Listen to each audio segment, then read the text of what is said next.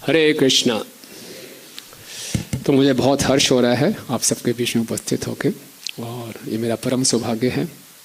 इसी राधा पार्थसारथी मंदिर से, इस ग्रेस मोहनपुर से सब कुछ सीखा मैंने, और मैंने कभी सोचा नहीं था ये दिन आएगा कि मैं ऑडिटोरियम में बैठ के व्यास आसन में बैठूँगा, प्रभु जी सुन रहे होंगे। तो ये वास्तव में प्रभुपाद जी का चमत्कार है। और जब हम जुड़ते हैं इस कॉल में, हमने कभी नहीं सोचा होगा कि संडे के दिन हम ऐसे धोती कुर्ता डाल के यहाँ पे आएंगे कथा सुने। हम तो आते थे, ऐसे ही आते थे, लेकिन यहाँ तक पहुँच जाएंगे मालूम नहीं। तो ये सब वैष्णव की कृपा है।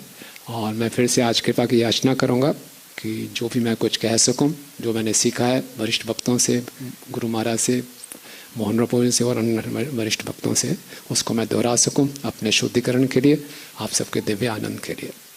तो आज सीता ठाकुरानी जी का भी तिरुभाव दिवस है। सीता ठाकुरानी जी अद्वैताचार्य जी की भार्या हैं। अद्वैताचार्य जी स्वयं महाविष्णु हैं, और गौरगणदेश दीपिका के अनुसार सीता ठाकुरानी जी पौर्णमासी हैं कृष्ण लीला में। और जब चैतन्य महाप्रभु प्रकट होते हैं तो सीता ठाकुरानी शांतिपुर से बहुत सुंदर सुंदर उपहार उनके लेके जाती है, आभूषण लेकर जाती हैं, दुर्वग्रास लेके जाती हैं। और सीता ठाकुरानी ने ही चैतन्य महाप्रभु का नाम निमाई रखा था। और इसके साथ साथ उन्होंने सच्ची माता जगन्नाथ मिश्र को बहुत सी इंस्ट्रक्शंस दी थी कैसे बच्चों का ध्यान रखना चाहिए। और निमाई जब थोड़े से बड़े हुए थे तो सच्ची माता उनको भेजा करती थी, अद्वैताचार्य के घर में जाओ, विश्वरूप को बुला कर लाओ। तो निमाई बिल्कुल दिगंबर होते थे, और पिघले हुए सोने जैसा उनका रंग, बिल्कुल सोने के गुड़िया लगते थे ऐसे। और फिर सीता महारानी का हृदय को चुरा लेते थे। और जब निमाई पंडित चैतन्य महाप्रभु बने, संन्यास लिया, और संन्यास लेने के बाद उनकी इच्छा थी मैं वृंदावन जाऊंगा। तो वृंदावन जा रहे थे तो नित्यानंद प्रभु ने उनको दिव्य तरीके से धोखा दिया और उनको गंगा की तरफ मोड़ दिया। और निमाई महाप्रभु ने सोचा, अरे इतनी जल्दी यमुना आ गई। और बोले हाँ ये यमुना है। तो वहाँ स्नान करने लगे, यमुना का प्रणाम मंत्र बोला, स्नान करने लगे तो सामने से अद्वैताचार्य आ रहे थे एक नाव में बैठ के।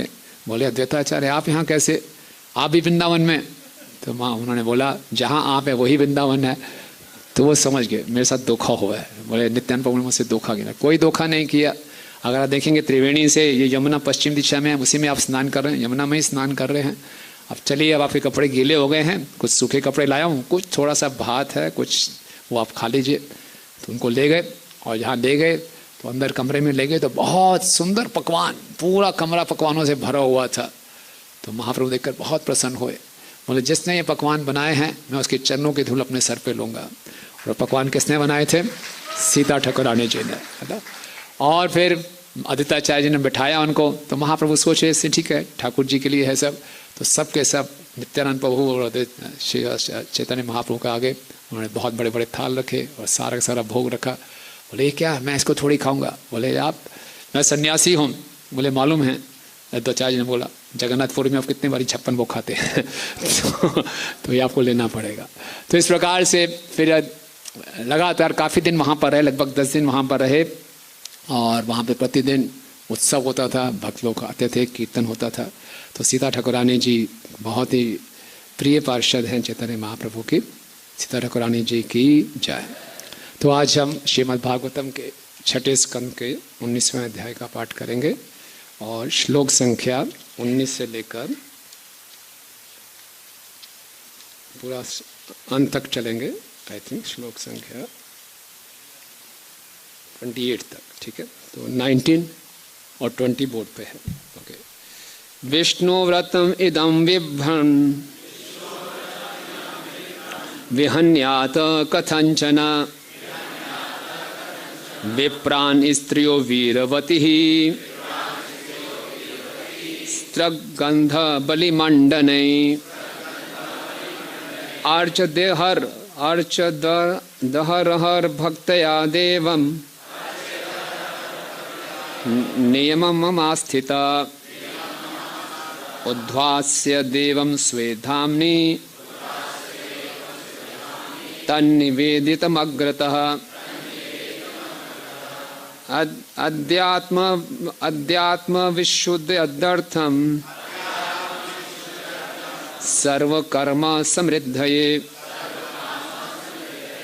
आप दोहरा सकते हैं एक एक बारी प्लीज। प्रभु जी, माता जी।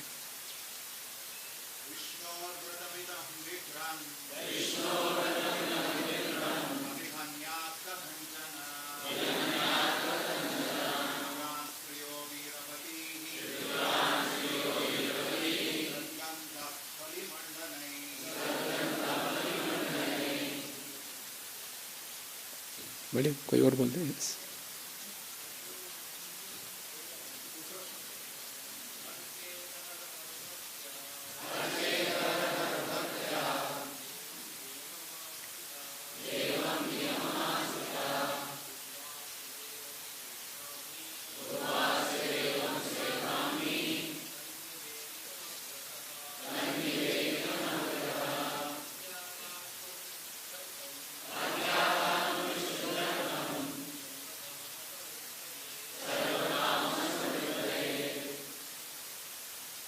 माता जी।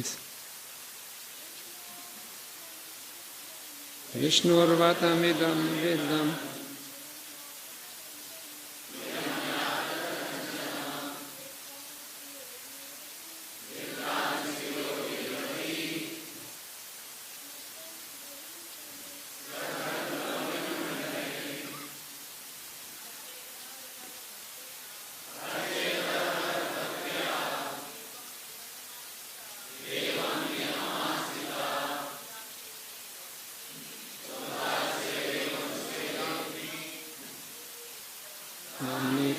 वेदपता।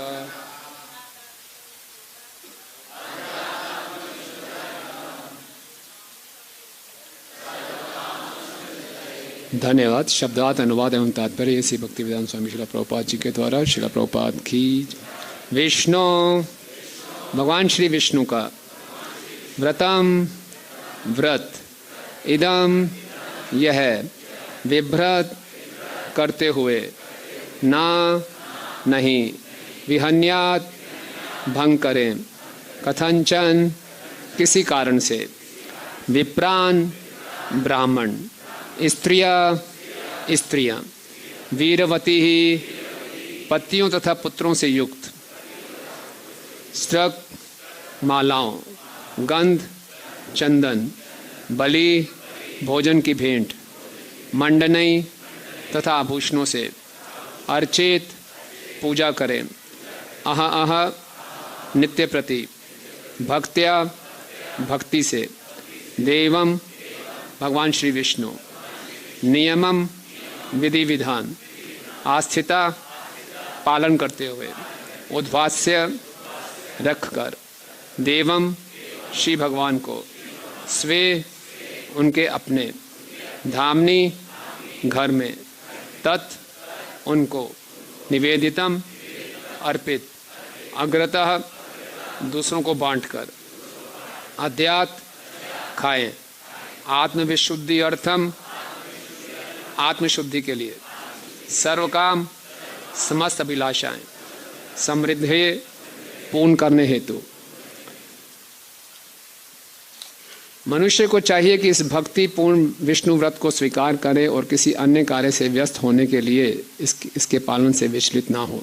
उसे चाहिए कि नित्य प्रति ब्राह्मणों तथा उन्हें सौभाग्यवती स्त्रियों अर्थात अपने पत्नियों तथा बच्चों के साथ शांतिपूर्वक रहने वाली स्त्रियों को बचा हुआ प्रसाद पुष्पमाला चंदन तथा आभूषण अर्पित करके उनकी पूजा करे। पत्नी को चाहिए कि अत्यंत भक्तिपूर्वक विधि विधानों के अनुसार भगवान श्री विष्णु की पूजा करे। तत्पश्चात भगवान श्री विष्णु को शयन कराए और उसके बाद प्रसाद ग्रहण करे। इस प्रकार पति तथा पत्नी परिशुद्ध हो जाएंगे और उनकी समस्त कामनाएं पूरी होंगी। श्लोक संख्या 21 अनुवाद पढ़ लें क्या? साध्वी स्त्री को चाहिए कि 1 वर्ष के लिए इस भक्ति में सेवा को निरंतर करे। जब 1 वर्ष बीत जाए तो उसे चाहिए कि कार्तिक मास अक्टूबर नवंबर की पूर्णिमा को उपवास करे। 22 दूसरे दिन प्रातःकाल स्नान करके भगवान श्री कृष्ण की पूर्ववत पूजा करके गृहस्थ सूत्रों के निर्देशानुसार वर्णित भोजन बनाए जैसा उत्सवों पर बनाया जाता है। घी से खीर तैयार करें और पति को चाहिए कि वह इस सामग्री से अग्नि में 12 बार आहुति दे। श्लोक संख्या 23 तत्पश्चात वह पति ब्राह्मणों को संतुष्ट करे और जब ब्राह्मण प्रसन्न होकर आशीर्वाद दे तो उनका अपना सर झुकाकर उन्हें साधन प्रणाम करें और उनकी अनुमति लेकर प्रसाद ग्रहण करें। श्लोक संख्या 24 पति को चाहिए कि भोजन करने के पूर्व सर्वप्रथम आचार्य को सुखद आसन दे और अपने मित्रों तथा स्वजनों के साथ वाणी को वश में रखते हुए गुरु को प्रसाद भेंट करें। तब पत्नी को चाहिए कि घी में पकाई हुई खीर की आहुति से बचे भाग को खाए। इस अवशेष को खाने से विद्वान तथा भक्त पुत्र की और समस्त सौभाग्य की प्राप्ति निश्चित हो जाती है। श्लोक संख्या 25 यदि इस व्रत या अनुष्ठान को शास्त्र समित विधि के अनुसार किया जाए तो इसी जीवन में मनुष्य को ईश्वर से मनोवांछित आशीष वर प्राप्त हो सकते हैं। जो पत्नी इस अनुष्ठान को करती है उसे अवश्य ही सौभाग्य, ऐश्वर्य, पुत्र, दीर्घजीवी पति, ख्याति और अच्छा घर बार प्राप्त होता है। तात्पर्य, आज भी बंगाल यदि अविवाहित कन्या इस व्रत को रखती है तो उसे सुंदर पति प्राप्त हो सकता है। यदि अविरा स्त्री जिसका कोई पति या पुत्र नहीं है इस अनुष्ठान को करती है तो उसे वैकुंठ जगत को भेजा जा सकता है। जिस स्त्री की संतानें जन्म लेने के बाद मर चुकी हों उसे दीर्घजीवी संतान के साथ ही साथ संपत्ति भी प्राप्त होती है। अभागी स्त्री का भाग्य खुल जाता है और कुरूपा स्त्री सुंदर हो जाती है। इस व्रत को रखने से रोगी पुरुष का रोग से मुक्ति मिल जाती है और कार्य करने के लिए स्वस्थ शरीर प्राप्त हो सकता है। यदि इस कथा को कोई अपने पितरों तथा देवों को आहुति देते समय विशेषतया श्राद्ध पक्ष में सुनाता है तो देवता तथा पितृलोक के निवासी उससे अत्यंत प्रसन्न होंगे और उसकी समस्त इच्छाओं को पूर्ण करते हैं। इस अनुष्ठान के करने से भगवान श्री विष्णु तथा माता लक्ष्मी उस पर अत्यंत प्रसन्न होते हैं। हे राजा परीक्षित, अब मैंने पूर्ण रूप से बता दिया कि दिति ने किस प्रकार इस व्रत को किया और उससे श्रेष्ठ बुद्ध, मरुदगण तथा सुखी जीवन प्राप्त हुए। मैंने तुम्हें इसे यथाशक्ति विस्तार से सुनाने का प्रयत्न किया। इस प्रकार श्रीमद् भागवतम के षष्ठ स्कंद के अंतर्गत पुंसावन व्रत का अनुष्ठान नामक 19वें अध्याय के भक्ति वेदांत तात्पर्य पूर्ण हुए। श्रील प्रभुपाद की जय। तो हम देखते हैं श्रीमद् भागवतम एक ऐसा शास्त्र है जिसमें हर प्रकार की हमें केस स्टडीज मिल जाती हैं। श्रीमद् भागवतम हमें जीवन का लक्ष्य भी बताती है और इस जीवन के लक्ष्य को कैसे प्राप्त करना है वो भी सिखाती है। इस संसार में हम सब संघर्ष कर रहे हैं और साथ साथ भक्ति करने का प्रयास भी कर रहे हैं और हमारी भौतिक परिस्थिति कई बार ऐसी हो जाती है कि हमें लगता है नहीं, अब संभव नहीं है भक्ति करना, बहुत हो गया, पहले इन परेशानियों को निपटा लूँ उसके बाद भक्ति में पूरा ध्यान दूंगा।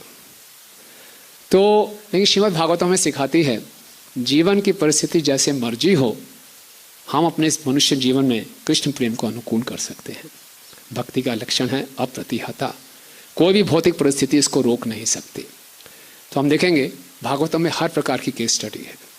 कई बारी गृहस्थ आश्रम में रहते हुए जब भक्ति शुरू करते हैं हो सकता है प्रभु जी भक्ति के लिए अनुकूल हों, माता जी अनुकूल ना हो, तो ये केस स्टडी वो है। दिति चाहती थी कि ऐसा पुत्र प्राप्त हो जो कि इंद्र की हत्या कर सके। उसको बहुत क्रोध था, रोष था, वो बदले की भावना थी।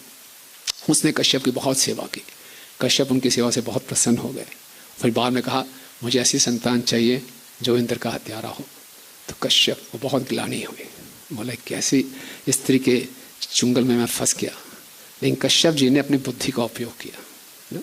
उन्होंने उससे कोई लड़ाई झगड़ा नहीं किया या कुछ और आत्मग्लानि में नहीं चले गए। उन्होंने बोला कैसी भी है ये मेरी पत्नी है, इसको मैं कैसे अब सही दिशा में ला सकता हूँ। तो देखा जो महिलाएं होती हैं उनको अनुष्ठानों में अगर लगा दिया जाए तो उनकी रति उसमें लग जाती है, मति लग जाती है। तो बहुत ठीक है, बोले आपकी इच्छा पूरी होगी, ये सब वैदिक अनुष्ठान है, इनका पालन करना होगा। तो बिल्कुल तैयार थी, बहुत ही अनुशासन के साथ पालन करना होगा, जरूर पालन करूँगे। तो देखिए कितनी बुद्धिमता से कश्यप जी ने दिति को सेवा में लगा दिया। वो अनुकूल भाव से नहीं थी, प्रतिकूल भाव से थी, लेकिन कश्यप जी ने अपनी बुद्धि का उपयोग किया और उनको वैदिक अनुष्ठानों में लगाया। और बहुत ऐसे अनुष्ठान थे, बिल्कुल उसका ऐसा किया उसका सतोगुण बढ़ता गया और धीरे धीरे भक्ति की भावना बढ़ती गई। और फिर हम जानते हैं बाद में कैसे मारुतों का जन्म हुआ, वो कि देवता हुए। हालांकि दिति के गर्भ में थे लेकिन दैत्य नहीं, वो देव हुए। यही प्रश्न परीक्षित महाराज ने पूछा था कि दिति के गर्भ से देव कैसे हो गए। तो ये पिछले 18वें अध्याय में समाप्त हो जाता है। लेकिन परीक्षित महाराज की आप उत्सुकता देखिए। परीक्षित महाराज इतने उत्सुक हैं, पूछ रहे हैं कि उस व्रत के ऐसे व्रत जिससे दिति जैसी स्त्री को देव प्राप्त हो गए, उस व्रत को अब व्याख्या कीजिए। हम लोग सुन रहे हो तो ठीक है, हो गया आगे बढ़ो। और अभी तो छठा स्कंद चल रहा है, मगर 3 दिन लगभग हो गए होंगे, कोई जल्दी नहीं है, उसका भी व्याख्या कीजिए। तो 28 श्लोकों में फिर इन्होंने की व्याख्या की।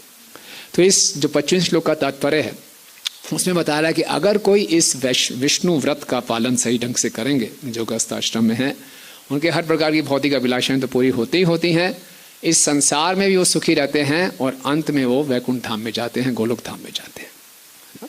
श्रील प्रभुपाद जी ने हम सबको एक स्लोगन दिया है, back home back to godhead, घर वापसी। हम सबको अपने घर वापस जाना है। वास्तव में वो हमारा असली घर है।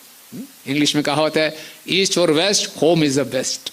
हम कहीं से भी घूम फिर के आए, जितने मर्जी हम हिल स्टेशन में चले जाएं, लेकिन जब वापस घर में आते हैं वो जो सुकून मिलता है वो असली सुकून होता है। क्या कहना, मैं ठीक कह रहा हूँ कि नहीं? कुछ एक्सेप्शंस हो सकती है कुछ लोग होते थे ऑफिस में ही रहते, वो घर जाना नहीं चाहते घर जाऊंगा और क्लेश होगा, लेकिन फिर भी घर जो होता है, घर में हमें कुछ सुकून मिलता है। लेकिन ये जो तथाकथित इस घर में हमें शांति जो मिलती है थोड़ी सी, वो एक छाया मात्र है, विकृत छाया है। असली घर, असली प्रेम जो है वो आध्यात्मिक जगत में है, और ये मनुष्य जीवन मिला है उस असली घर को प्राप्त करने के लिए।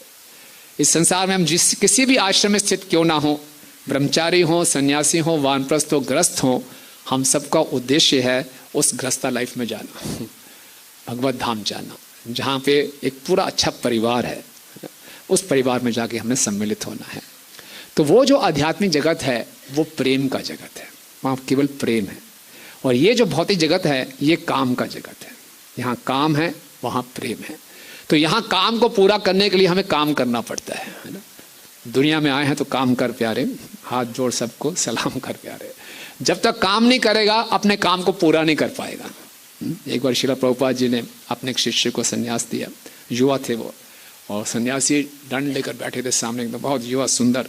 प्रभुपाद ने उनकी आंखों में आंखें डाली, न्यूयॉर्क में थे, और प्रभुपाद ने उनसे पूछा आपका क्या विचार है, न्यूयॉर्क की स्त्रियाँ सुंदर हैं? तो बेचारा सन्यासी, कल ही दीक्षा हुई, संन्यास दीक्षा, हाँ बोले कि ना बोले हाँ बोलेगा तो फंसेगा, सन्यासियों के बोल रहा है स्त्रियाँ सुंदर है, ना बोले क्या बोले, वो चुप ही रहे।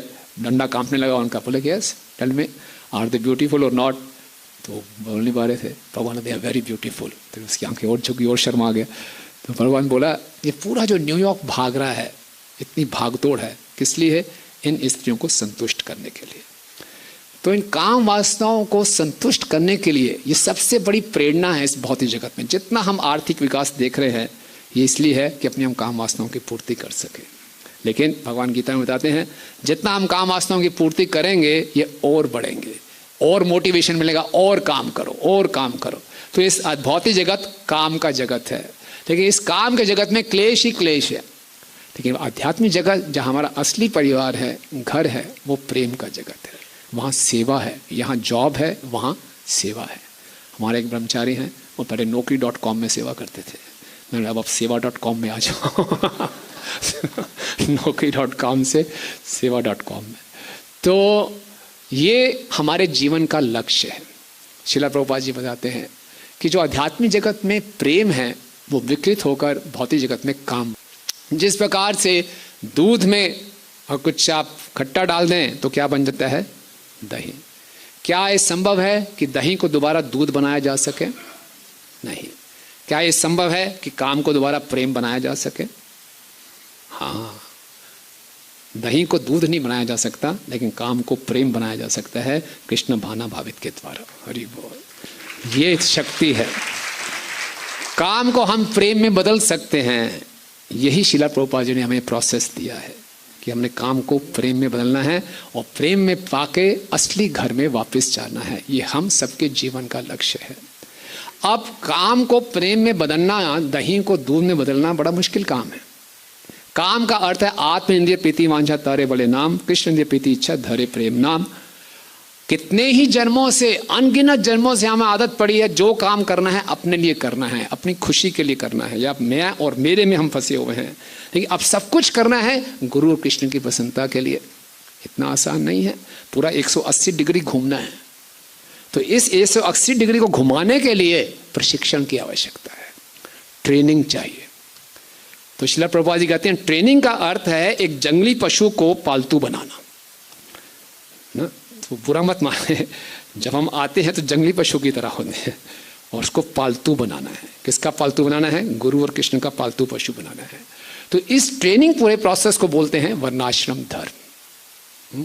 और इस शुरुआत होता है ब्रह्मचारी, गृहस्थ, वानप्रस्थ और संन्यास।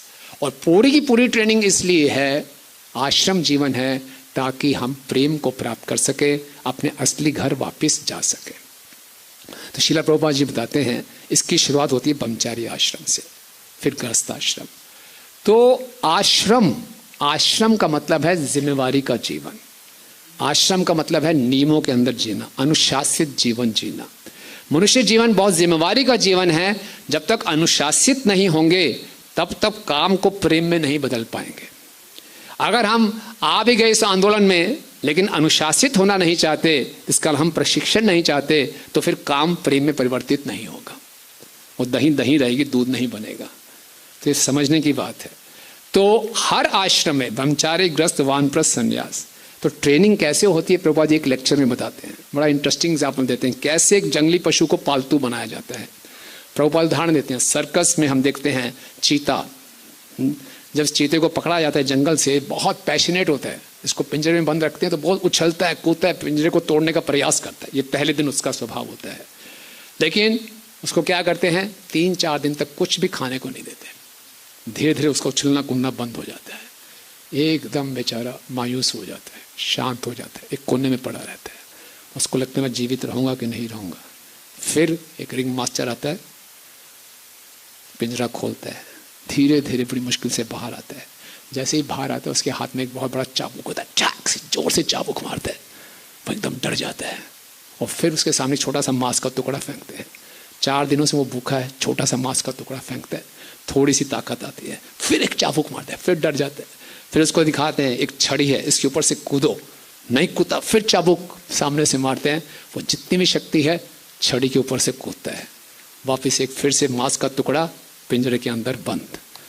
दूसरे दिन आते हैं, फिर पिंजरा खोलते हैं, फिर से चाबुक दिखाते हैं, वो डर जाता है, इसमें थोड़ा और मांस का टुकड़ा, और फिर एक बहुत बड़ी रिंग होती है, बोले इसमें से कूदो। बेचारा कैसे कूदूंगा, मेरी शक्ति है। फिर डराते हैं उसको, उसमें से कूद जाता है, थोड़ा और मांस का टुकड़ा, फिर बंद। तीसरे दिन फिर उसको बाहर लाया जाता है। अब वो जो रिंग है उसमें आग जल रही है, फिर से डराते हैं। शेर तो ऐसी, चीता आग से डरता है, कैसे कूदूंगा।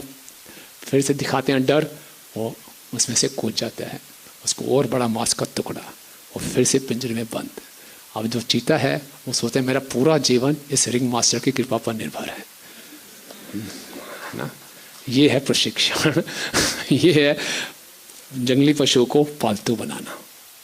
तो यहाँ से शुरुआत होती है ट्रेनिंग। इस प्रकार से अनुशासित रहेंगे तो हम, अभी तो क्या है, बुरा मत मानिए, हम लोग बहुत बेमसिकल हैं, मनमानी करते हैं, सनक में रहते हैं, अपनी जो मन में आया कर लिया। तो पहले में क्या होता था, वैदिक शास्त्रों में इस प्रकार की ट्रेनिंग दी जाती थी। 5 वर्ष के वर्षों को बच्चे को गुरुकुल में भेजा जाता था, और उसको ये नहीं कि अपनी मर्जी से जब आया खा लिया, जो मर्जी पहन लिया, जैसा मर्जी कर लिया, नहीं, बड़ा सख्ती से गुरुओं को भिक्षा मांगने भेजते थे। वो भिक्षा ला के लाता था, कई बार उसको खाने को भी नहीं देते थे, वो भूखा पड़ा हुआ है। क्यों? उसकी सहन शक्ति को बढ़ाने के लिए, उसकी निर्भरता को बढ़ाने के लिए। तो ये ब्रह्मचारी आश्रम होता था। ब्रह्मचारी आश्रम में जो सख्ती से ब्रह्मचारी आश्रम है, कोई मनमानी नहीं, कोई मनमानी नहीं। मैं कभी भी कुछ भी कैसे भी खा सकता हूँ, रह सकता हूँ, नहीं। जब मिलेगा वही खाना पड़ेगा, जो मिलेगा वही पहनना होगा, और जो आगे मैंने इसको पूरा करना है।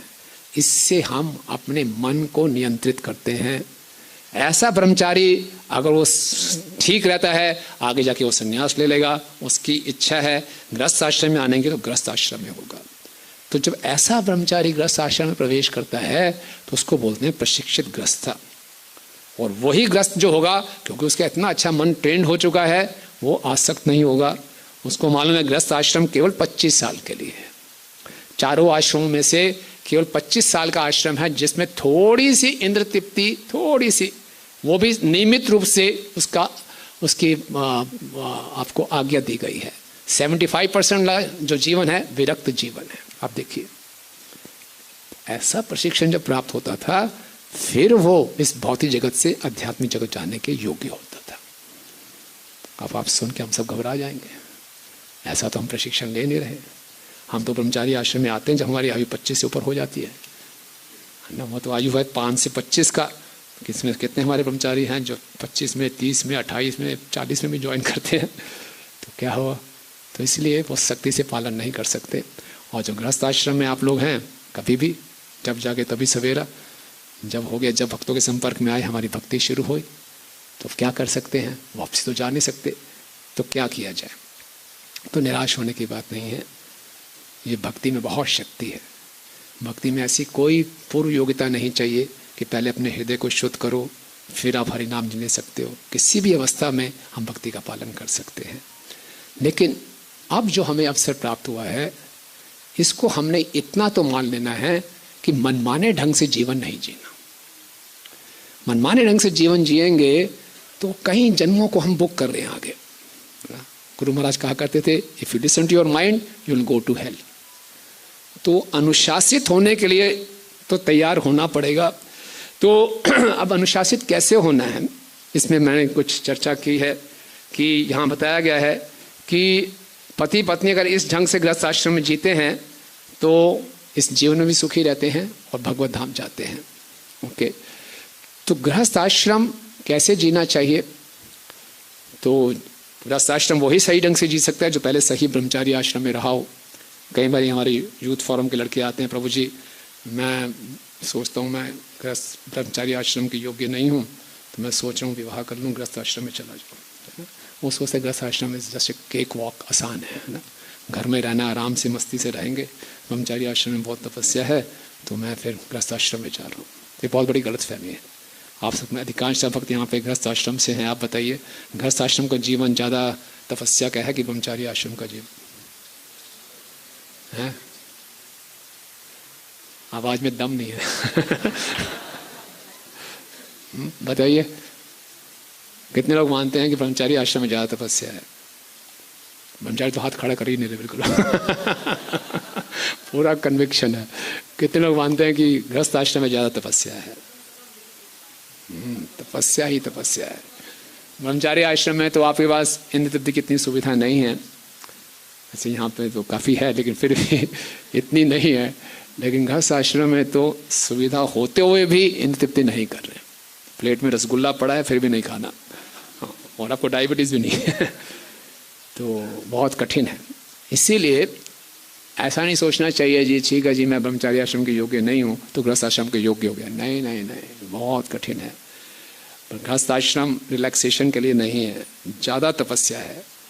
तो कुछ मैंने पता नहीं कितना समय हमें परमिशन देगा, मैंने कुछ 11 प्रिंसिपल्स निकाले हैं आज के इस परिप्रेक्ष्य में कैसे गृहस्थ आश्रम जीना चाहिए ताकि हम भगवत धाम वापस जा सकें।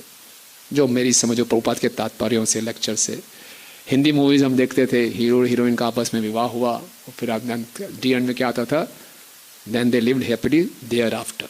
तो उससे बहुत हमारी आशा बन जाती थी कि हमारा गृहस्थ जीवन भी ऐसा होगा। तो वो हमें गोलोक धाम का सीन दिखा रहे हैं कि सनातन शांति सनातन प्रेम गोलोक धाम में है। तो कैसे कुछ 11 मैंने प्रिंसिपल्स निकाले हैं प्रभु जी की शिक्षाओं से कि कैसे हम अपने जीवन को जिए, नियमित करें ताकि हम भगवत धाम जाने के योग्य बन सके।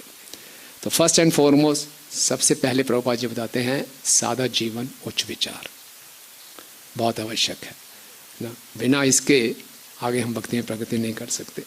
सादा जीवन होना चाहिए, उच्च विचार। अब कोई बोलेगा मनुष्य तो स्वभाव से ही प्रगतिशील है, हम प्रगति करना चाहते हैं, ये तो बड़ा नकारात्मक सा विचार है, सादा जीवन जियो प्रगति मत करो। नहीं, प्रगति कीजिए। प्रगति 2 प्रकार की होती है, एक है वर्टिकल डायरेक्शन में, एक हॉरिजॉन्टल डायरेक्शन में। हॉरिजॉन्टल डायरेक्शन में जो ग्रोथ है, प्रगति है, वो क्या है, ज़्यादा से ज़्यादा इकट्ठा करो, मोर प्रॉपर्टीज, गाड़ियाँ, गैजेट्स सब इकट्ठा करो। और वर्टिकल ग्रोथ क्या है, चेतना का विकास करो। तो मनुष्य जीवन चेतना के विकास के लिए मिला है। हम लोग जो आनंद ढूंढ रहे हैं वो आनंद प्राप्त होगा उत्कृष्ट चेतना से। हमारा सुख शांति आनंद हमारी चेतना पर निर्भर है, हमारे सुविधाओं पर निर्भर नहीं है। तो ये पूरा इस आधुनिक जगत में जो वातावरण है वो ज़्यादा से ज़्यादा सुविधाएं बटोरने के लिए है, होड़ लगी पड़ी है, कट थ्रोट कंपटीशन है कि मैंने आपसे ज़्यादा धन कमाना है। जितना ज़्यादा पूरा संसार हमें इंद्र तृप्ति की तरफ प्रेरित कर रहा है। जो इंद्र तृप्ति है, जो संसार का सुख है, वास्तव में वो ढका हुआ दुख है। ये बड़ा गहरा ज्ञान है। यही संस्पर्श जब होगा, दुख योन्या एवते आदि अंतु कौनते नातेषु रमते पुता। जो हमें सुख दिखाई देता है संसार का, वो ढका हुआ दुख है। अपने जीवन के अनुभव में देखें, हम सोचते ये मिल जाएगा सुखी हो जाएंगे, वो मिल भी जाता है, बाद में वही दुख का कारण बनता है। तो डिलेड मिजरी है, so called pleasure is delayed misery, covered happiness, covered misery. तो पूरा संसार इस संसार में स्पर्धा कर रहा है ज्यादा दुखी होने के लिए। पागलपन है कि नहीं? इसलिए प्रभुपाद जी कृष्ण भावनामृत का अनुपम भेंट में पहले पेज में लिखते हैं, इस संसार में एक भी, प्रभुपाद इंग्लिश में, it's very difficult to find even one sane person in this material world. हर व्यक्ति भागदौड़ कर रहा है कि मैं आपसे ज्यादा दुखी होना चाहता हूं। कमाल है। प्रभुपाद उदाहरण देते एक लेक्चर में, एक सेठानी जी थी, उसको वायरल फीवर हो गया, उसके संपर्क में आके उसकी नौकरानी को भी वायरल फीवर हो गया। तो सेठ जी ने घर में डॉक्टर को बुला लिया। सेठ जी ने पहले सेठानी का फीवर देखा, बोले आपको 100 डिग्री है। नौकरानी का फीवर देखा, बोला आपको 104 डिग्री है। सेठानी ने शोर मचाना शुरू कर दिया, सेठानी मैं हूं कि ये, मेरा फीवर इससे ज़्यादा होना चाहिए। ये संसार है, मुझे तुमसे ज़्यादा दुखी होना है, इसलिए भाग दौड़ कर रहे हैं। लेकिन भक्तों को विचलित नहीं होना चाहिए। सादा जीवन, उच्च विचार, हाई थिंकिंग, ग्रोथ करनी है, चेतनाओं का विकास करना है, हॉरिजॉन्टल ग्रोथ नहीं करनी। चेतना, अत्याहार नहीं करना, अत्याहार भक्ति का नाश करेगा। चेतना का विकास करना है, तो ये बहुत आवश्यक है।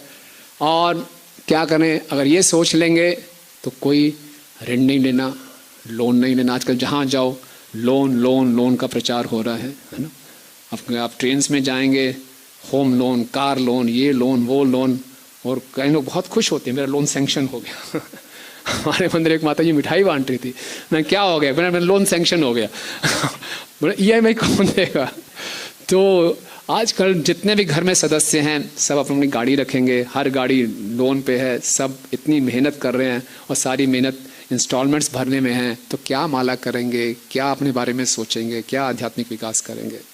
तो सादा जीवन, उच्च विचार, इस भागदौड़ में फंसना नहीं है। भक्तों को पूरा कन्विक्शन होना चाहिए, जिस मार्ग में हूँ ये सबसे उत्तम मार्ग है। ओके, बहुत कुछ कहा जा सकता है, बट वी गो अहेड।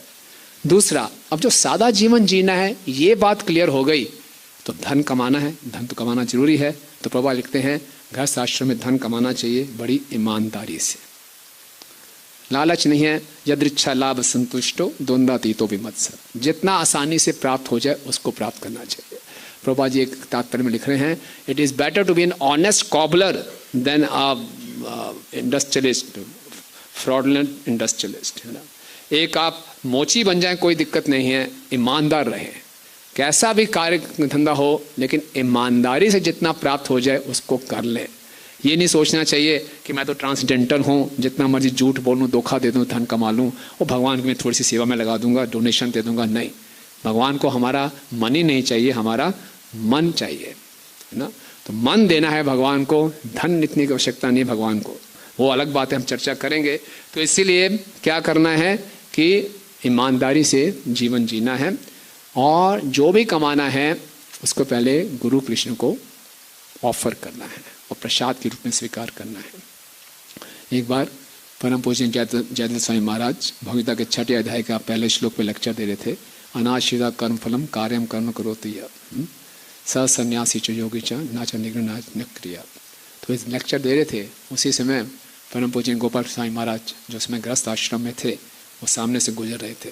वो ऑफिस से आए थे, कोट पेंट टाई डाला हुआ ऐसे निकल रहे थे। तो जयदेव स्वामी महाराज ने बोला, यस ही इज़ दैट सन्यासी। ये वो सन्यासी हैं जो कि गृहस्थ आश्रम में होते हुए भी जो उनको पेचेक मिलता था पहले आके सीधा प्रभुपाद जी के चरणों में समर्पित करते थे, और फिर प्रभुपाद उनको देते थे। फैमिली चलाने के लिए कितना धन चाहिए। तो ये है तो सादा जीवन, और उसमें जो भी हम कमा रहे हैं बड़े ईमानदारी से धन कमाना है। ओके। तीसरा है कि गृहस्थ आश्रम में जो भक्त हैं उनके लिए बहुत आवश्यक है अतिथि सत्कार। अतिथि सत्कार एक बहुत इसके परम कर्तव्य है।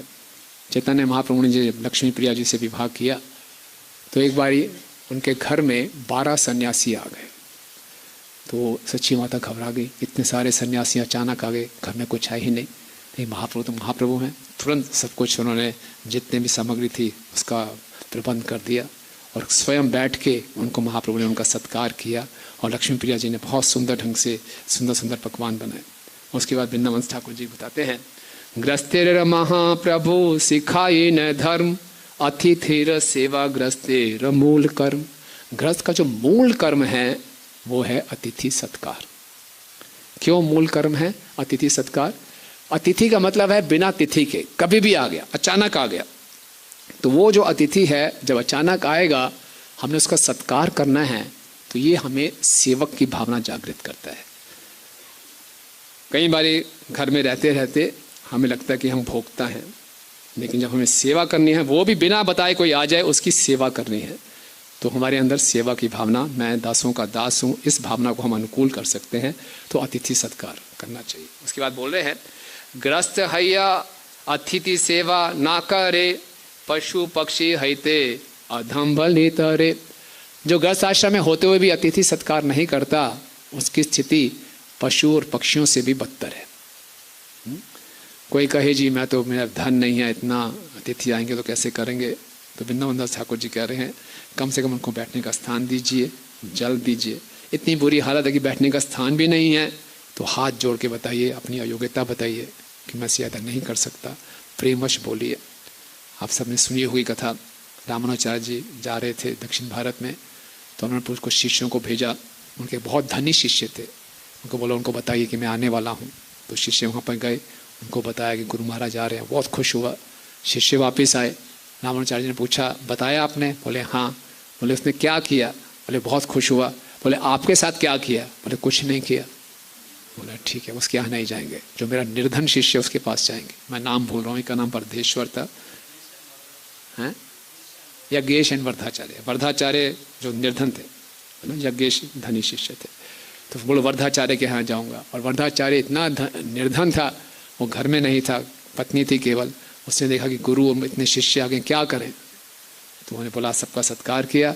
और फिर एक वहाँ पे एक दुकानदार था जो कि सारे सामान देता था, दाल चावल इत्यादि।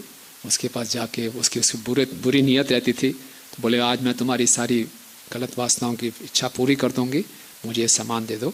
तो व्यक्ति बहुत खुश हो गया, सारा उसने सामान दे दिया। उसने बहुत अच्छे ढंग से पकवान बनाए। जब वर्धाचार्य वापस आए तो हैरान हो गए, इतनी बड़ी फीस चल रही है। तो उसने पत्नी से पूछा कैसे हुआ ये सब? तो पत्नी ने रो रो कर सब कुछ बता दिया।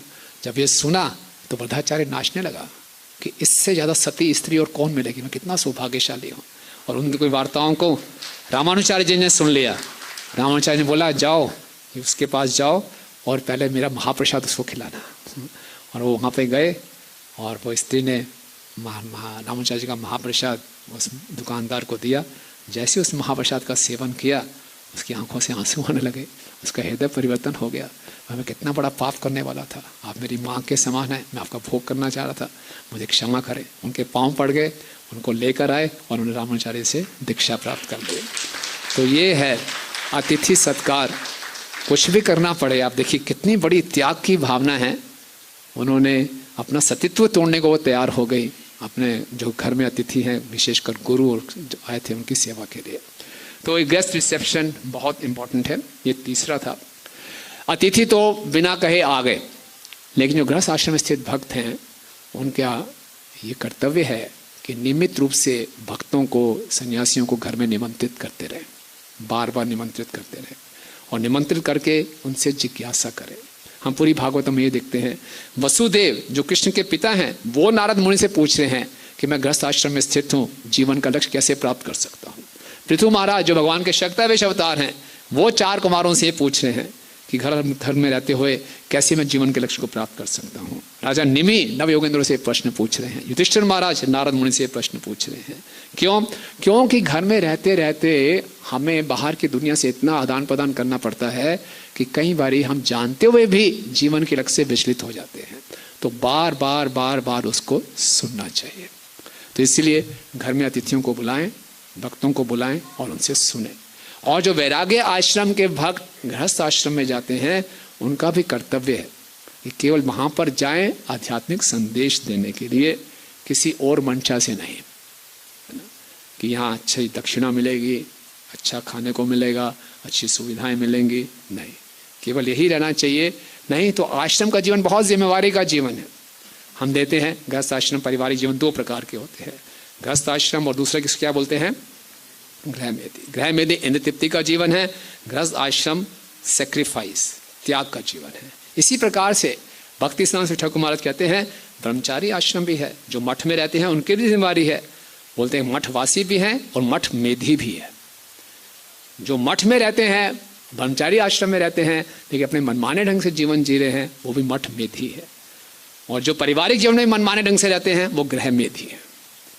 तो कहीं भी मनमाने ढंग से रहने की अब वो आज्ञा नहीं दी गई। इसका मतलब ये नहीं कि मैं ब्रह्मचारी आश्रम में मनमाने ढंग से मैं कोई मेधी नहीं, वो मठ मेधी हैं, वो गृह मेधी हैं, दोनों की जबरदस्त रिएक्शन है। तो अगर हम ब्रह्मचारी या वैराग्य आश्रम में हैं और किसी पारिवारिक जीवन के घर में जा रहे हैं, भक्त के जीवन में, भक्त के घर में, तो हमारा कर्तव्य है कि उनको आध्यात्मिक संदेश दें। ठीक है, तो बुलाना चाहिए। भागवतम के 4 स्कंद में बताते हैं कि ऐसा घर जिसमें भक्तजन नहीं आते उसकी तुलना किससे की गई है, ऐसे पेड़ के खोल से जिसमें केवल सांप रहते हैं। तो इसीलिए अति आवश्यक है कि नियमित रूप से हम बुलाते रहें और भक्तों को घर में बुलाएं और क्या करें, श्रवण कीर्तन करें। तो कौन सा नियम था ये, चौथा। पांचवा है कि अपने जीवन को इस ढंग से ढालें कि हमेशा भक्तों के संग में रहें। कोई भी हमने निर्णय लेना है, नौकरी बदलनी है, बिजनेस बदलना है, अपना निवास स्थान बदलना है, शहर बदलना है, उसके पीछे पैरामीटर ये होना चाहिए, बॉटम लाइन ये होनी चाहिए कि मैं हमेशा भक्तों के संग में रहूं और भक्तों के संग में श्रवण कीर्तन मेरा चलता रहे। नारद मुनि जी युधिष्ठिर महाराज को बोलते हैं कि घर में रहने वाले भक्तों को बार बार श्रीमद् भागवतम गीता सुननी चाहिए। अभिक्षणा शब्द आता है, बार बार कंटिन्यूअसली, एक बार खत्म होगी दोबारा फिर से सुनना चाहिए, क्योंकि बार बार सुनेंगे तभी हम इसको फिर कभी भूलेंगे नहीं। जैसे कि हमारे गुरु महाराज परम पूज्य गोपाल सिंह महाराज कहा करते थे कि जो गृहस्थ आश्रम में स्थित भक्त हैं उनको हफ्ते में कम से कम एक बार मंदिर में अवश्य आना चाहिए, पूरा मॉर्निंग प्रोग्राम अटेंड करना चाहिए, इससे हमारी बैटरी चार्ज होती है। आप लोगों को क्या अनुभव है कि मंदिर में आके जप करना, प्रवचन सुनने से पूरे सप्ताह में शक्ति मिलती है कि नहीं मिलती? तो अवश्य करना चाहिए, ये बहुत आवश्यक है अपनी बैटरी को चार्ज करने के लिए। ओके, उसके बाद जो छठा नियम महत्वपूर्ण बहुत है वो है दान देना, चैरिटी। गृहस्थ आश्रम की जिम्मेवारी है बाकी 3 आश्रम को मेंटेन करना। ब्रह्मचारी धन नहीं कमाएगा, वानप्रस्थ नहीं कमाएगा, सन्यासी नहीं कमाएगा, लेकिन इनको धन की आवश्यकता है प्रचार के लिए, मंदिर निर्माण के लिए। तो धन कहाँ से आएगा? गृहस्थ आश्रम से भक्तों के लिए। तो इसीलिए खूब धन कमाएं। और वैसे कितना % देना चाहिए उसकी हम चर्चा करेंगे, बहुत डिटेल में हो जाएगा लेकिन जितना दें इतना देना चाहिए कि थोड़ा पिंच हो। 100% सब कुछ देना चाहिए, है ना। मानस देह गेह जो कुछ मोर अर्पिल तुआ पदे नंद किशोर। धन्यवाद तो धन, बिकॉज अगर अर्थ भगवान के भक्तों की सेवा में लगाएंगे वो वास्तव में अर्थ, अन्यथा क्या है वो अनर्थ है, वो दुख का कारण बनता है। तो इसीलिए इसको देना चाहिए। और चौथे स्कंद में पृथु महाराज बताते हैं कि जो घर में रहने वाले भक्त हैं वो बैंकर्स के समान हैं, और जो सन्यासी हैं ये धन किसका है? उनका है। सन्यासी अपने पास धन लेके घूम नहीं सकते, तो अपना धन वो कहाँ जमा रखते हैं? गृहस्थों के घर में बस वो मेरा धन है। तो क्या करना है? खाली चेक काटना है। तो अगर किसी को चेक काटता है तो बैंकर को चेक लिखने का अधिकार है? चेक है, साइन है पूरी प्रॉपर, तो देना कि नहीं देना? देना ही है। तो ये इस भावना में रहना चाहिए कि मैं केवल बैंकर हूँ, ये जो केवल धन है ये सन्यासियों का है, गुरु का है, मेरे पास खाली रखा हुआ है उन्होंने। क्योंकि बोले कि कहाँ कहाँ घूमेंगे, वो तो घूमते रहते हैं, इतना सारा धन पड़ा हुआ है, कहाँ इकट्ठा पूरा बैग कितना लेके घूमेंगे। तो मेरे पास धन रखा हुआ है, जब भी उनको चाहिए होगा चेक काटेंगे, उसको मैं रिलीज़ करना है। इस चेतना में रहेंगे तो आप देखेंगे आपका धन बढ़ता ही जाएगा, बढ़ता ही जाएगा। सही में लक्ष्मी की कृपा होगी। इस ग्रेस वेदव्यास प्रभु से मेरी बातचीत हो रही थी कुछ साल पहले, उनका बिजनेस ठीक नहीं चल रहा था, फिर भी वो उतने उत्साह से सेवा कर रहे थे। तो मैं बड़ा उत्सुक हो गया, मैंने प्रभु जी आप कैसे मैनेज कर रहे हैं? हम तो अखबारों में भी पढ़ रहे हैं, आप जानते भी हैं आपको स्थिति ठीक नहीं चल रही। तो उन्होंने बहुत सुंदर बात बताई। बोले देखो 2 प्रिंसिपल्स हैं, principle of abundance, principle of scarcity. प्रचुरता का सिद्धांत, किल्लत का सिद्धांत। मैं किस में विश्वास करता हूँ? प्रिंसिपल ऑफ अबंडेंस में, more you give more you get. कई लोग बोलते हैं किल्लत है, किल्लत है, किल्लत है। आप बाहर जाते हैं दान लेने, अक्सर बिजनेसमैन यही बोलते हैं मंदा चल रहा है, मंदा चल रहा है, मंदा चल रहा है। और कहीं घूमना होगा तो घूमने चले जाएंगे, सब कुछ कर लेंगे, दान देने क्या है, मंदा चल रहा है, किल्लत है। तो जो बोलता है किल्लत है, किल्लत है, किल्लत है, उसकी किल्लत ही हो जाती है।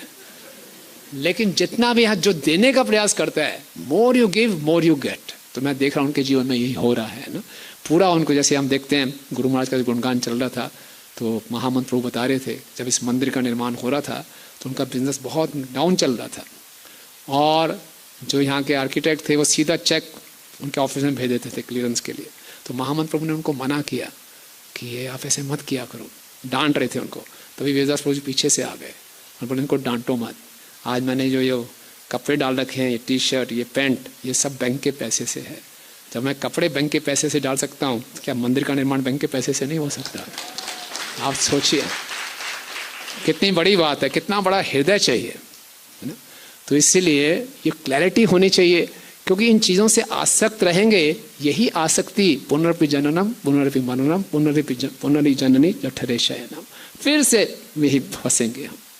तो इसीलिए इस बात को समझना है, ये जो भी अर्थ है, मैं एक चैनल हूँ, उस चैनल से मैंने इस अर्थ को भगवान के भक्तों की सेवा में लगाना है। तो ये था छठा। सातवां है रेगुलेटेड लाइफस्टाइल। ब्रह्मचारी आश्रम में तो हमें सुबह जल्दी उठना ही पड़ता है, मंगल आरती है, वो सब प्रोग्राम है, लेकिन गृहस्थ आश्रम में रहते हुए भी कुछ नियमित लाइफस्टाइल होना चाहिए। अगर हम 4:30 मंगल आरती नहीं कर सकते तो 5, 5:30 तक मंगल आरती करें। कुछ मॉर्निंग प्रोग्राम होना चाहिए, इवनिंग प्रोग्राम होना चाहिए, कुछ पढ़ने का समय होना चाहिए। ये नहीं कि जैसे भी हो गया ठीक है चलने दें। जब तक नियमित जीवन नहीं होगा वो अनुशासित जीवन नहीं है। ओके, जैसे कि इवन बाइबल में लिखा जाता है कि जैसे a family that praise together stage together. पुराने समय में आप सबका अनुभव होगा, हमारे जो माता पिता दादा दादी थे, शाम को सब इकट्ठे होते थे, आरती करते थे। आजकल ऐसा कल्चर दिखाई नहीं देता। धीरे धीरे आरती से वो टीवी ने स्थान ले लिया, सब इकट्ठे बैठ के टीवी देखते थे। फिर धीरे धीरे हर कमरे में टीवी आ गया, फिर हर कमरे में स्मार्टफोन आ गया। एक घर में रहते हुए भी घर के सदस्य इकट्ठे नहीं हो पाते। लेकिन भक्तों का कहना चाहिए अपने सभी परिवार के सदस्यों को इकट्ठा करें और कीर्तन करें, हरे कृष्णा कृष्णा कृष्णा हरे हरे, हरे राम राम राम हरे हरे। भक्ति ठाकुर क्या कहते हैं, जे दिन गृहे भजन देखी ग्रहत गोलोक भाए। जिस दिन मैं घर में भजन देखता हूँ, घर कैसा दिखता है, गोलोक की तरह। तो रेगुलेटेड लाइफस्टाइल 6 हो गए। पहला क्या था, सादा जीवन उच्च विचार। दूसरा एक है ऑनेस्ट माइंड्स। तीसरा गेस्ट रिसेप्शन। चौथा एसोसिएशन। पांचवा चैरिटी। और छठा है रेगुलेटेड लाइफस्टाइल। सातवां है, बड़े ध्यान से सुनिए, थोड़ा कॉम्प्लिकेटेड, थोड़ा सा डिफिकल्ट है। प्रभुपाद जी लिखते हैं, one should be affectionate but not attached. समझे आप, स्नेह से रहना है लेकिन आसक्त नहीं होना, क्योंकि आसक्ति ही दुख का कारण है। हम धृतराष्ट्र के जीवन में देखते हैं, आसक्ति हमें अंधा बना देती है। तो कई बार बहुत आसक्त हो जाते हैं अपने घर से, घर की वस्तुओं से। प्रभुपाद कहते हैं 5 प्रकार की आसक्ति हैं जो हमें भौतिक जीवन में बांध के रखी हुई हैं। पहली सबसे बड़ी आसक्ति किससे, हमको अपने शरीर से। दूसरी आसक्ति किससे है, शरीर से जुड़े हुए सगे संबंधियों से, बच्चों से, पति पत्नी से। तीसरी आसक्ति किससे है, शरीर से जुड़ी हुई वस्तुओं से, मेरी गाड़ी, मेरा घर, मेरा फर्नीचर। प्रभुपाद कहते हैं प्रॉपर्टी के पेपर्स उससे भी आसक्ति है। चौथी आसक्ति किससे है, मेरे कुल में कुछ रीतियां चल रही हैं, उन कुल की रीतियों से। और 5वीं आसक्ति प्रभुपाद जी बड़ी इंटरेस्टिंगली लिखते हैं, साइंटिफिक अचीवमेंट, एडवांसमेंट से, वैज्ञानिकों की बातों में। तो ये 5 आसक्तियां हमें इस भव बंधन में बांध के रखती हैं। तो परिवार में भी आसक्त नहीं होना, पर स्नेह रखना है। कई बारी अनासक्ता के चक्कर में हम बहुत कठोर हृदय हो जाते हैं। एक बार एक व्यक्ति की पत्नी का निधन हो गया, वो सन्यासी के पास गया, बोले मैं सन्यास लूँगा। बोले क्यों, मेरी पत्नी का निधन हो गया, मेरे आंख में आंसू भी नहीं आया, मैं इतना विरक्त हूँ। उसने बोला जाओ दोबारा विवाह करो। तो तुम अभी भक्ति के योग्य नहीं हो। इतना हृदय कठोर है, जिस पत्नी ने तुम्हारी इतनी सेवा की उसने शरीर छोड़ा, तुम्हारी आंख में आंसू भी नहीं आया। तो भक्ति का मतलब हृदय कठोर करना नहीं है। अनासक्त होने का मतलब कठोर हृदय का नहीं बनना, बल्कि प्रेम स्नेह रखना है। स्नेह रखने से हम ज़्यादा सेवा कर पाएंगे। आसक्त होने से हम अंधे हो जाते हैं। हम जैसे दुर्योधन के लिए धृतराष्ट्र आसक्त था, जानता था कि दुर्योधन गलत कर रहा है, फिर भी उसको रोक नहीं पाया। तो आसक्ति दुख का कारण बनेगी, आसक्ति हमारे बंधन का कारण बनेगी, लेकिन स्नेह अवश्य रखना है। तो इसकी प्रैक्टिस करनी है। तो आप बोलेंगे अब बिना आसक्ति के कैसे कोई जीवन जी सकता है? जीवात्मा का स्वभाव है किसी न किसी से आसक्त होना। तो फिर अगला सिद्धांत बताता है कि हमें अपने जीवन में हायर इमोशंस कल्टीवेट करनी है। आसक्त होना है, किससे आसक्त होना है? गुरु और कृष्ण से आसक्त होना है। मना शिक्षा में रघुनाथ दास गोस्वामी जी बहुत सुंदर बात बताते हैं। पहले श्लोक में बताते हैं कि किससे आसक्त होना है? बोले अपूर्व आसक्ति, अपूर्व प्रीति विकसित करो। किससे? गुरु से, वैष्णवों से, वृंदावन धाम से, हरे कृष्ण हरे नाम से, गायत्री मंत्र से, इनसे आसक्ति विकसित करो। और सदा दम्भम हित्वा, और इस दम्भ को हमेशा त्यागो, झूठी आसक्ति को त्यागो और असली आसक्ति को विकसित करो। यह है जीवन। तो हायर इमोशंस कल्टीवेट करने हैं। अक्सर इस पूरे संसार में हम सब इमोशनल सेटिस्फैक्शन ढूंढ रहे हैं। आपको क्या लगता है, भक्ति में हमें इमोशनल होना चाहिए कि नहीं होना चाहिए? कितने बोलते हैं भक्ति में इमोशंस की कदर, कोई वैल्यू नहीं है? अच्छा, माता जी लोग इमोशनल होते हैं कि प्रभु जी लोग इमोशनल होते हैं? दोनों इमोशंस होते हैं। माता जी मान जाते हैं, प्रभु जी मानते नहीं। सब इमोशनल्स हैं। जब तक हम इमोशनली संतुष्ट नहीं होंगे, हम कभी भी वास्तव में संतुष्ट नहीं हो सकते। तो bhakti is a science of higher emotions. तो ये जीवन हमें मिला है हायर इमोशंस को कल्टीवेट करने के लिए। पुराना माने जब गृहस्थ आश्रम में आते हैं तो अक्सर कई बार लोग ब्रह्मचारी आश्रम छोड़ के गृहस्थ आश्रम में जाते हैं, प्रभु जी मेरी इमोशनल डिमांड्स यहाँ पूरी नहीं हो रही। उसको नहीं मालूम जिससे वो मिलने जा रहा है वो ज़्यादा डिमांडिंग है। वो इतना डिमांड करेगी तुम पागल हो जाओगे। एक भिखारी दूसरे भिखारी से भीख मांग रहा है। हम सब भिखारी हैं और एक दूसरे से सोचें कि ये मेरे इमोशंस को संतुष्ट कर देगा, वो मेरे इमोशंस को संतुष्ट कर देगा। कोई एक दूसरे को इमोशंस को संतुष्ट नहीं कर सकता।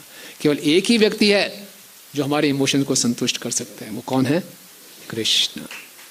क्योंकि हमारा साइज बहुत छोटा है, बाल के अग्रभाग के 10,000वां हिस्सा है, लेकिन हमारी भूख अनंत है।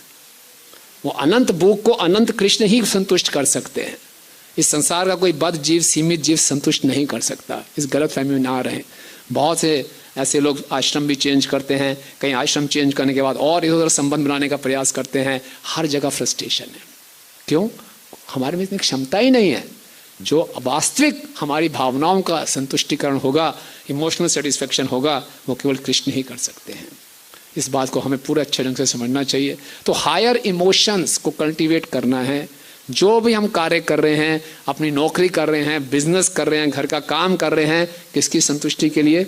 गुरु और कृष्ण की संतुष्टि के लिए। इंग्लिश में कहावत है, good friends don't look at each other, they look in the same direction. Husband wife हैं, पति पत्नी है, एक दूसरे को तरफ देखते रहेंगे, बोर हो जाएंगे। शुरू में अच्छा लगेगा, बाद में बोर हो जाएंगे। लेकिन दोनों एक ही डायरेक्शन में देखेंगे। क्या डायरेक्शन है? प्रभुपाद जी क्या चाहते हैं हमसे, कृष्ण हमसे क्या चाहते हैं, ये देखेंगे। तो उस इमोशंस को हम संतुष्ट करेंगे तो वास्तव में संतुष्ट रहेंगे। आप सबने रामानुज जी के आचार्य धनुर्दास की कहानी सुनी होगी। कितने लोगों ने सुनी है धनुर्दास की कथा? टाइम हो गया। धनुर्दास एक बहुत बड़ी वैश्या से आसक्त थे जो बहुत सुंदर थी। तो रंगनाथ जी में मंदिर में रंगनाथ जी की शोभा यात्रा निकल रही थी और ये धनुर्दास बिल्कुल सड़क के बीच में खड़ा है उस वैश्या के साथ। नगाड़े बज रहे हैं, ढोल बज रहे हैं, उसको कुछ सुनाई नहीं दे रहा। और रामानुजाचार्य ने देखा, बोले क्या व्यक्ति है ये, सामने भगवान आ रहे हैं, बिल्कुल सड़क के बीच में खड़ा है, बेशर्म, इसको हटाओ। हटाया, उस व्यक्ति को पकड़ के लाए रामानुजाचार्य जी के पास। बोले कैसे व्यक्ति हो तुम, आपको पता ही नहीं चला शोभा यात्रा भगवान आ रहे हैं? बोले नहीं। बोले क्यों नहीं पता चला? बोले उसकी आंखों में इतनी गहराई है, उसकी आंखों में डूब गया मैं।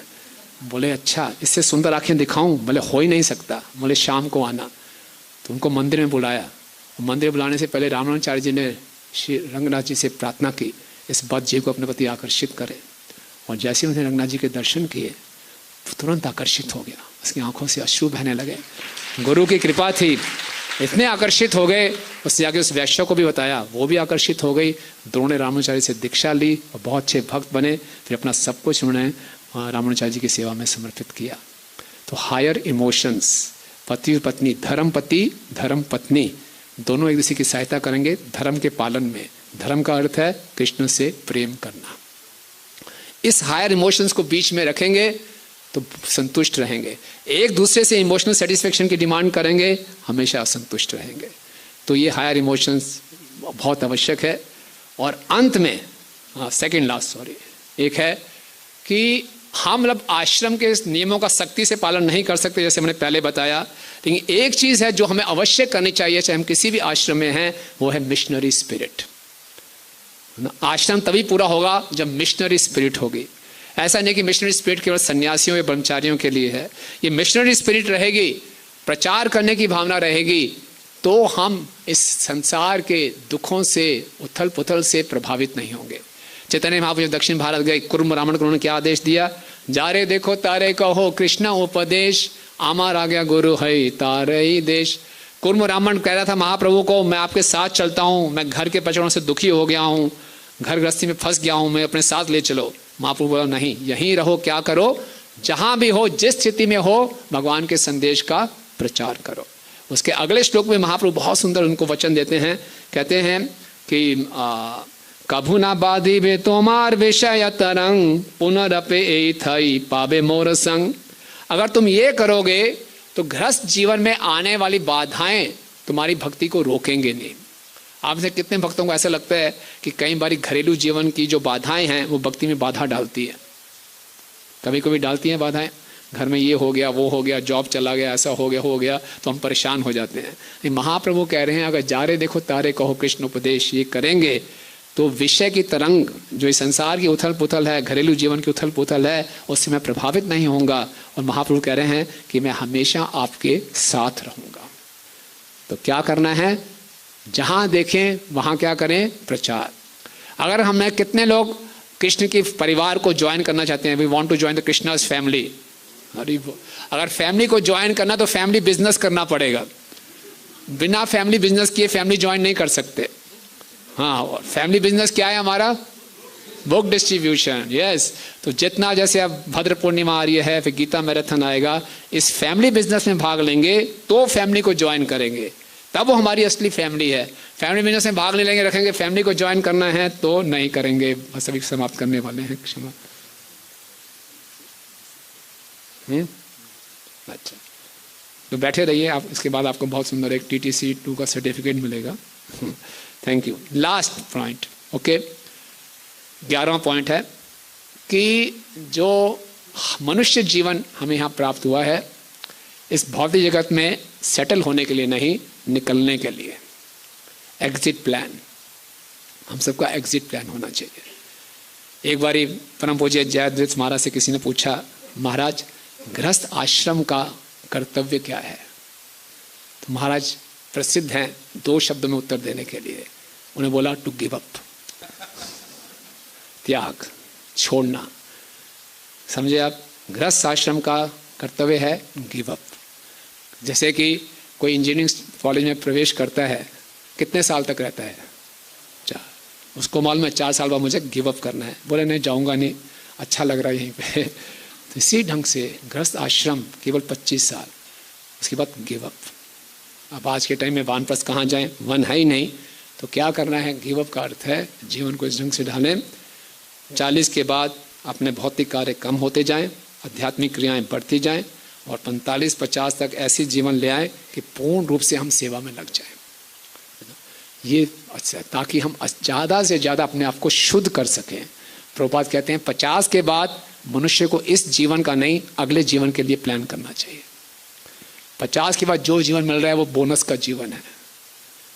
50 तक जो जीवन जी लिया गृहस्थी के, हमने कर्तव्य पूरे कर लिए। अब 50 के बाद अगले जीवन के बारे में सोचना है।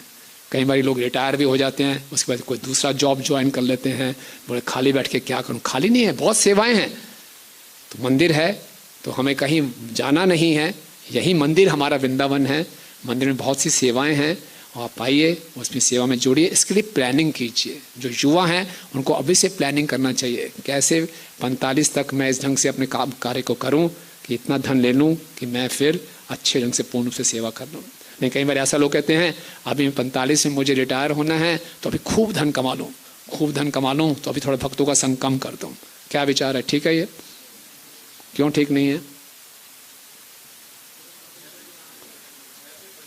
हैबिट बन जाएगी, पता नहीं 45 तक पहुंचेंगे कि नहीं पहुंचेंगे। तो इसीलिए जो हमने पूरे पहले 10 नियम बताए वो तो करने ही हैं। साथ में ये भी विचार रखें कि 40 के बाद हमारे भौतिक कार्य कम होते जाएं, आध्यात्मिक हमारी क्रियाएं बढ़ती जाएं, ताकि हमारा एग्जिट प्लान हो। यहाँ सेटलमेंट नहीं, यहाँ बड़े बड़े घर बनाने के सपने नहीं देखने कि बहुत बड़ा घर बनाऊंगा, आगे 7 पीढ़ियों के लिए घर बना के छोड़ूंगा, इतना धन इकट्ठा, कोई फायदा नहीं। आपको मालूम है चंडीगढ़ में टेम्पल प्रेसिडेंट थे नंद महाराज प्रभु, पिछले साल उनका निधन हुआ। और नंद महाराज प्रभु BHEL में किसमें थे, बाखड़ा डैम में जॉब करते थे, काफ़ी अच्छी पोस्ट पे थे। उन्हें BRS लेके चंडीगढ़ के प्रेसिडेंट बने और पूरा जीवन उन्होंने अपने घर नहीं बनाया, किराए के मकान में रहते थे। अच्छा था धन, ऐसा नहीं कि धन नहीं था। तो उनसे पूछा क्यों नहीं बनाया? उन्होंने बोला कि भगवद्गीता के 12वें अध्याय में भगवान ने लिखे हैं कि भक्तों में ये गुण मुझे बहुत प्रसन्न करते हैं, अगर ये गुण होगा तो मैं प्रसन्न हो जाऊंगा। तो उसमें एक गुण है अनिकेता, जिसका कोई घर नहीं होता। बोला बाकी गुण तो मैं विकसित कर नहीं पाऊंगा, सहनशील होना, विनम्र होना, ये होना वो होना, इसकी मेहनत कौन करेगा, अनिकेता हो जाता हूँ। आप सोचिए क्या भाव थे। तो मैं कोई घर नहीं बनाऊंगा, घर बनाऊंगा तो आसक्ति होगी, तो मैं घर नहीं बनाया, इसीलिए उन्होंने शरीर भी छोड़ा हो, ऐसी कोई दिक्कत नहीं हो रही। तो कहने का अर्थ है इस संसार में हमने सेटलमेंट के प्लान्स नहीं बनाने, एग्जिट प्लान्स बनाने हैं। ये एक टॉयलेट के समान है। उस व्यक्ति को क्या बोलेंगे टॉयलेट में सेटल होने का प्रयास कर रहा है ना। प्रभु की जय। कहीं देखते हैं कई बार आप टॉयलेट्स में इतना सोफिस्टिकेटेड बना देते हैं। मैं किसी घर में रुका था, वो टॉयलेट इतना सोफिस्टिकेटेड था, मैंने कहा शॉवर ऑपरेट करने के लिए आपको इंस्ट्रक्शन मैनुअल रखना चाहिए, यहाँ करो पानी यहाँ गिर रहा है वहाँ गिरो। तो इतना सोफिस्टिकेटेड बना देते हैं। परम पूज्य राधा गोविंद महाराज एक बार बता रहे थे विदेश में गए तो कहीं टॉयलेट में गए तो अखबारें पड़ी हुई हैं, वो मैगजीन्स पड़े हैं। बोले क्या है? तो घर के मालिक को बोला गलती से वहाँ रख दी हैं शायद। बोले नहीं ये वहीं के लिए हैं। तो बोला सही बात है, जैसी खबर है उसको वही होना चाहिए। तो ये हम लोग टॉयलेट में इतना इस संसार भौतिक जगत को इसमें सेटलमेंट कर रहे हैं, बड़े बड़े घर प्रॉपर्टीज इकट्ठे कर रहे हैं, कितनी शक्ति लगा रहे हैं। ये मनुष्य जीवन इसलिए नहीं मिला है। मनुष्य जीवन मिला है जैसे हम अनुशासित करने के लिए। काम के जगत से किस जगत में जाना है? प्रेम के जगत में। दही को क्या बनाना है? दूध बनाना है। काम को प्रेम में परिवर्तित करना है तो अनुशासित होना पड़ेगा। अनुशासित होने के लिए गुरु से दीक्षा, गुरु की आज्ञाओं को अपना जीवन मानना पड़ेगा। और जो हमने कुछ 11 सिद्धांत चर्चा की उसको हमने जीवन में सख्ती से उतारने का प्रयास करना होगा। आप सबका बहुत बहुत धन्यवाद। क्षमा करें समय डालने के। हरे कृष्ण। हरे कृष्णा। सो प्रभु जी का बहुत बहुत धन्यवाद। इतने सुंदर प्रिंसिपल्स प्रभु जी ने सिखाए।